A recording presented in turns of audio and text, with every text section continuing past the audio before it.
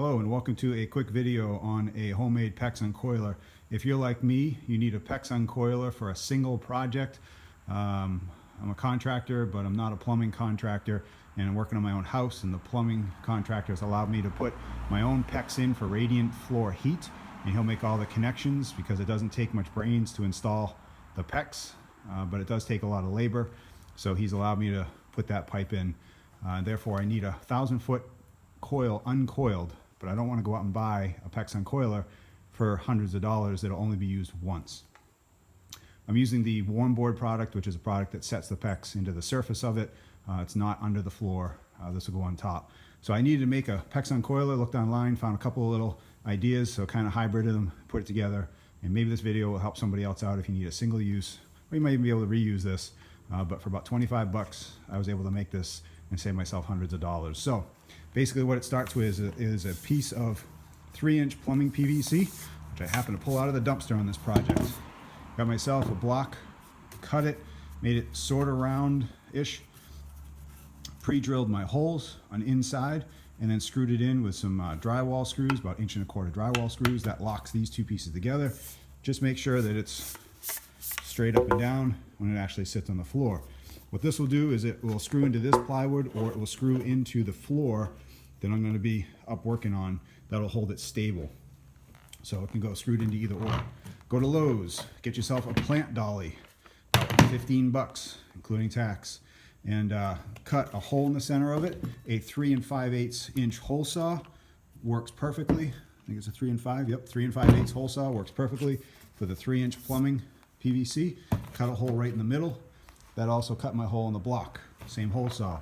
Take this, slide it right over the PVC. Now you've got yourself a spinner. I took a 3 foot by 3 foot roughly piece of plywood, also some scrap around the project, drilled my 3 5/8 hole in the center. I've got to put the camera down for a second because it takes 2 hands. Slide it over the top of the pipe, and it sits on that plant dolly. Now you've got yourself a spinner.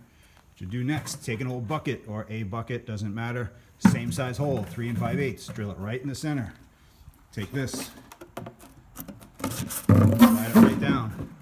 Now you got yourself a buffer for the coil. I don't happen to have a 1,000-foot coil yet of Pex, but I do have a little leftover 300.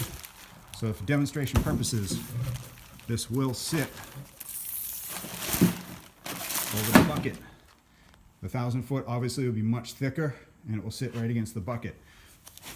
I took a 2.5 foot by 2.5 foot plywood, same hole, same size, same everything. Put the camera down for a second. Slide this once again over the pipe. Now you can see that you got your spinner and you got a top that'll hold it on. Take basically anything. I just got a clamp, dry clamp. Slide this right over the pipe. Leave yourself a little space because it won't spin. Lock it in. That'll keep that top piece of plywood from flying off, and you still have your spinner. And it will uncoil as such. 1,000-foot will hold a lot better. So, as I mentioned, it's a cheap, quick little video, super cheesy, but hey, if it saves hundreds of dollars, there's nothing wrong with cheesy. Maybe it'll help somebody else out. That's your little Pex Uncoiler. Have a good day.